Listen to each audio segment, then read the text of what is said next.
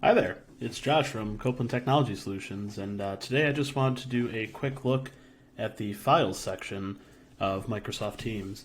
Now, Files is what you're going to be using when you want to get a team together with your coworkers, other employees, friends, family, whoever it is that you want to work on documentation, together.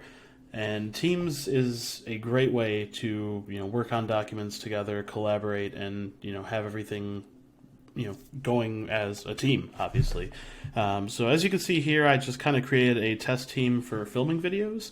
Currently, I am the only person in this team. I just have it set as a private team. But if I had some of my other coworkers in this team, they would all be able to navigate to this section up here at the top where it says Files.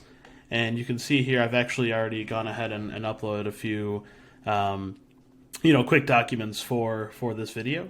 And, you have the ability to upload, just from your computer to the location. We can just throw anything that we had if we were already working on an Excel sheet, or if we had a PDF that we wanted to make sure that was prominent in this, we can just, go ahead and upload it there so that way everyone can view it.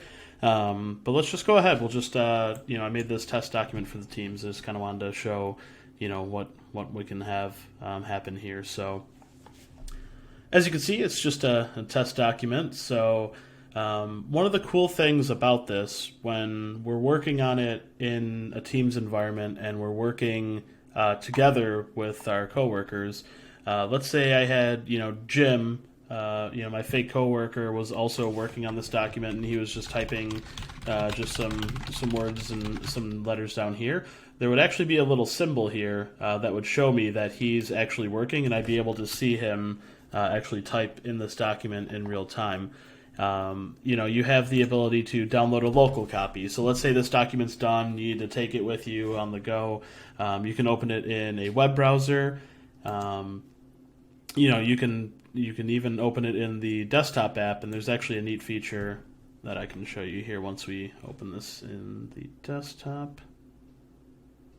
Okay, so we have the test document for Teams, and everything in Teams is actually saved via SharePoint. So SharePoint kind of works as the backbone of saving all these documentations that you have in Teams.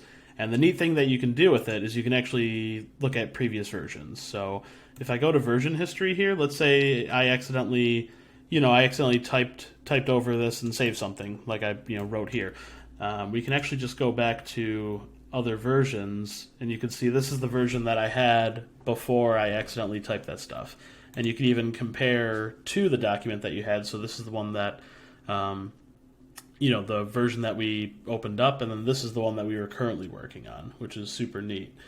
You have the ability to even go ahead and just, after you're done comparing, you can go ahead and even, restore that document back to this version and then begin working as if nothing happened. So that's, obviously a really cool feature, especially if you have, a team and you're just like, oh shoot, we lost some data. How do we go back to, the way we had it? And SharePoint and Teams has the way to go ahead and grab that previous version.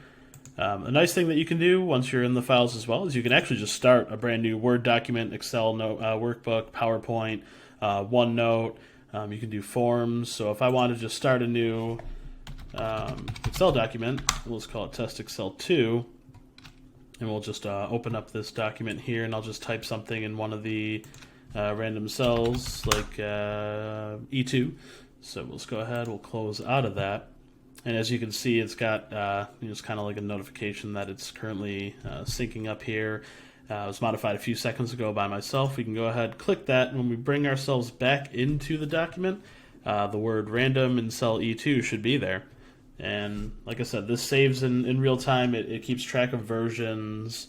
If you ever deleted data, you can, create a link. So let's just say I needed to share these documents with someone outside of the team. You can certainly do that. And that link there will be a link for someone outside the organization to go ahead and look at these particular files. You can obviously download them locally onto your PC if you need to do that. or you can open it in SharePoint just to kind of see how the backbone's operating. But that's files in a nutshell. We'll be going over more aspects of Teams in the future. So keep an eye out, and thanks.